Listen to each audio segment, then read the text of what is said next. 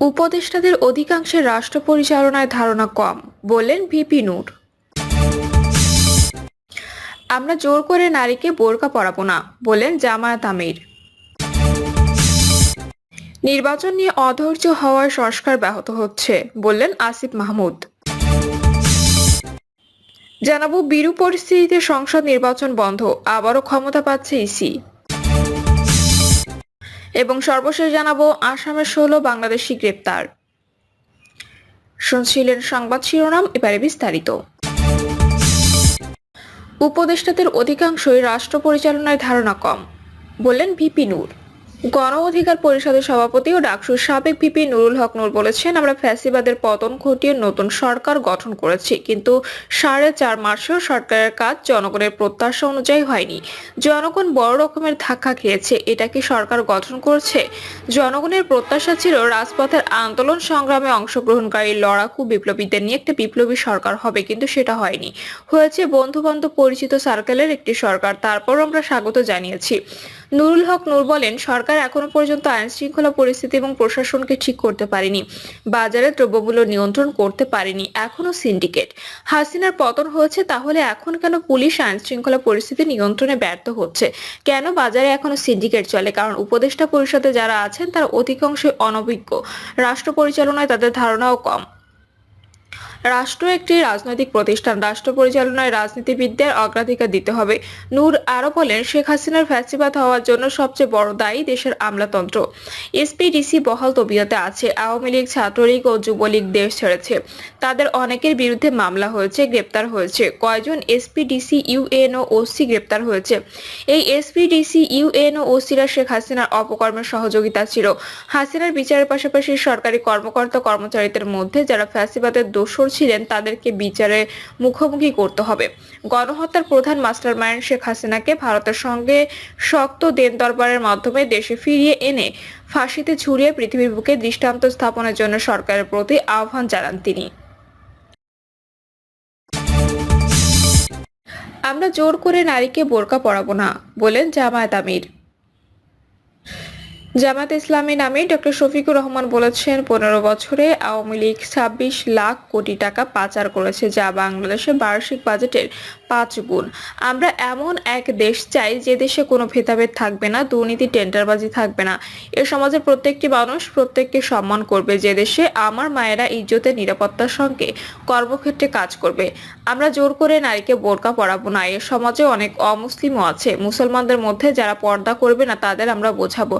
আমরা majority minority পার্থক্য মাটির সঙ্গে মিশিয়ে দিতে চাই। আগামীর বাংলাদেশ আমরা তরুণদের হাতে তুলে দিতে চাই। ডক্টর শফিকুর রহমান বলেন, বৈষম্যের বিরুদ্ধে আমাদের সন্তানেরা গর্জে উঠেছে। আমরা সন্তানদের অঙ্গীকার পূরণে প্রতিজ্ঞাবদ্ধ। আওয়ামী লীগ সবচেয়ে বড় আঘাত করেছে বিচার বিভাগের উপর। বিচার বিভাগকে ব্যবহার করে বিভিন্ন দল ও ব্যক্তিকে অপমানিত করেছে। মানবতার এই বেইজ্জতি আমরা চাই না। নির্বাচন নিয়ে অধৈর্য হওয়ায় সংস্কার ব্যাহত হচ্ছে, বললেন আসিফ মাহমুদ। অন্তর্বর্তী সরকারের উপদেষ্টা আসিফ মাহমুদ সজীব ভুইয়া বলেছেন, নির্বাচন নিয়ে অধৈর্য হওয়ায় সরকারের সংস্কার কার্যক্রম কিছুটা ব্যাহত হচ্ছে এবং এক ধরনের বাধা সৃষ্টি করছে। আসিফ মাহমুদ বললেন, রাজনৈতিক দলগুলোর প্রতি আমাদের আহ্বান থাকবে তারা যেন প্রতিটি সংস্কার কমিশনকে তাদের প্রস্তাবনা দিয়ে সহযোগিতা করে। তাদের সঙ্গে আলোচনার ভিত্তিতে সংস্কার কার্যক্রম সম্পন্ন করা হবে। এখানে কাউকে বাদ দেওয়া হচ্ছে না, সবাইকে সঙ্গে নিয়ে সংস্কার করা হচ্ছে। আমরা মনে করি রাজনৈতিক সরকারের কাজ করার অনেক প্রতিবন্ধকতা রয়েছে।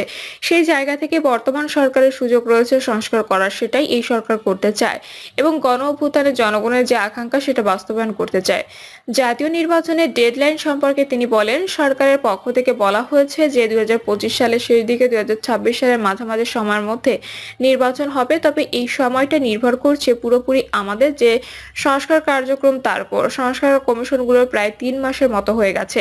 কমিশনগুলো দ্রুত তাদের রিপোর্ট প্রকাশ করবে। সেই রিপোর্টগুলো নিয়ে পলিটিক্যাল পার্টিগুলো এবং আরো স্টেক হোল্ডারদের সঙ্গে আলোচনার পর সংস্কার কার্যক্রমের দিকে সরকার যাবে। সংস্কার বাস্তবায়নের পরেই আমরা ইলেকশনের দিকে যাব। ইলেকশন কমিশন এটা নিয়ে কাজ করছে। বিরূপ পরিস্থিতিতে সংসদ নির্বাচন বন্ধ, আবারও ক্ষমতা পাচ্ছে ইসি।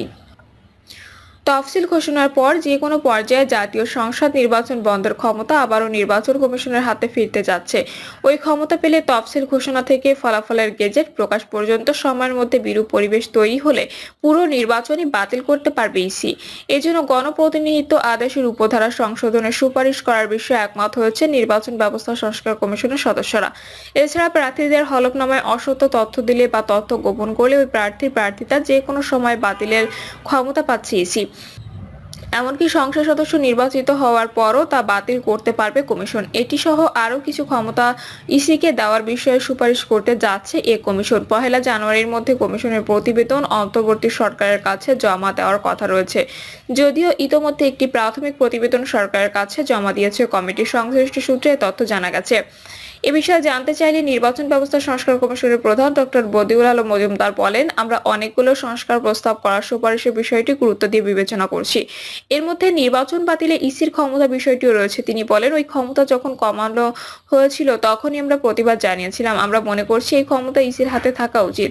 দ্বাদশ জাতীয় সংসদ নির্বাচনের আগে আওয়ামী লীগ সরকার আরপিও সংশোধন করে জাতীয় সংসদে বিল পাশ করে। ওই সময় অন্যান্য সংশোধনীর মধ্যে আরপিও 99 এ উপধারা ছিল। ওই ক্ষমতা কমানোর প্রস্তাব করেছিল কাজী হাবিবুল আওয়ালের নেতৃত্বাধীন নির্বাচন কমিশন। ওই ঘটনায় সুষ্ঠু নির্বাচন আয়োজনে ইসির মনোভাব নিয়ে বিভিন্ন মহলে ব্যাপক সমালোচনা হয়। যদিও তৎকালীন সিইসি কাজী হাবিবুল আওয়াল দাবি করেন 91 এর সঙ্গে আরেকটি উপধারা যুক্ত হয়ে নির্বাচন কমিশনের ক্ষমতা আরো বেড়েছে। জানা যায় আরপিও 91 উপধারা অনুযায়ী নির্বাচনে ভীতি প্রদর্শন, বল প্রয়োগ, চাপ প্রয়োগ বা বিরাজমান বিভিন্ন অপকর্মের কারণে ইসি যদি মনে করে তারা আইনানুগ ও ন্যায়সঙ্গত নির্বাচন করতে সক্ষম হবে না, তাহলে নির্বাচনের যে কোনো পর্যায়ে ভোট বন্ধ করার ক্ষমতা ছিল। পতিত আওয়ামী লীগ সরকার তা সংশোধন করে শুধু ভোটের দিন যেসব কেন্দ্রে অনিয়ম হয়েছে সেগুলো বন্ধের বিধান করে পুরো নির্বাচন বাতিলের পথ বন্ধ করে দেয়।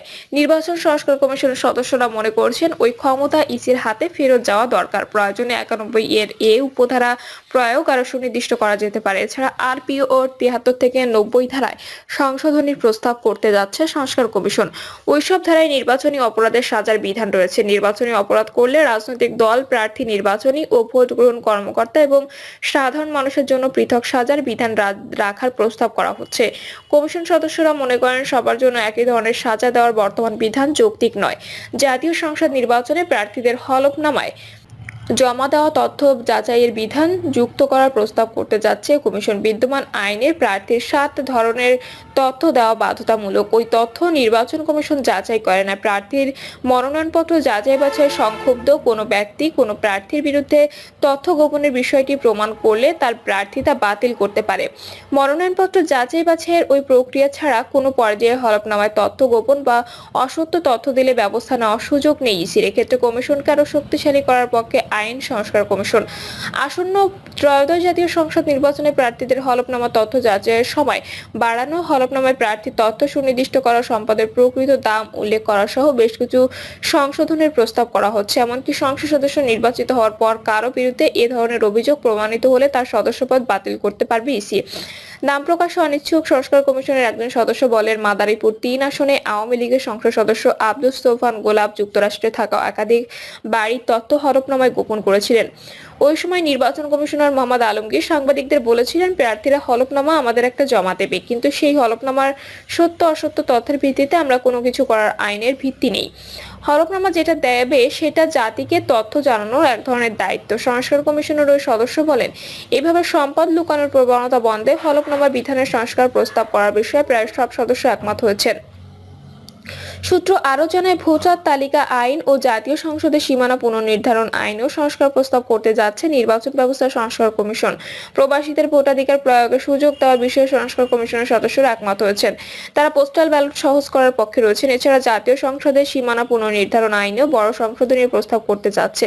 ওই প্রস্তাবে জাতীয় সংসদের আসন সীমানা পুনর্বিন্যাসে ইসির কর্মকর্তাদের পাশাপাশি ভূগোলবিদ, পরিসংখ্যানবিদ সহ সরকারের সংশ্লিষ্ট বিভাগের কর্মকর্তাদের যুক্ত করার প্রস্তাব করা হচ্ছে। একই সঙ্গে এক আসনের সঙ্গে আরেক আসনে জনসংখ্যার ব্যবধান 10% মধ্যে রাখার উপর গুরুত্ব আরোপ করা হচ্ছে।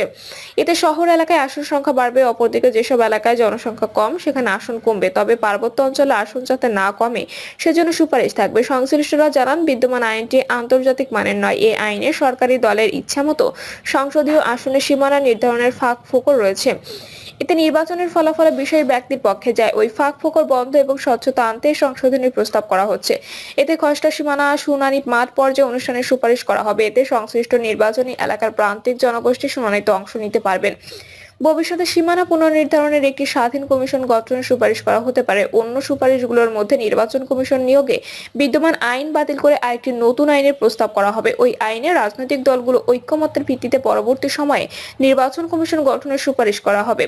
এছাড়া না ভোটের বিধান আবারও ফিরিয়ে আনার প্রস্তাব করা হবে। এতে বিনা প্রতিদ্বন্দ্বিতায় নির্বাচিত হওয়ার পথ বন্ধ হবে।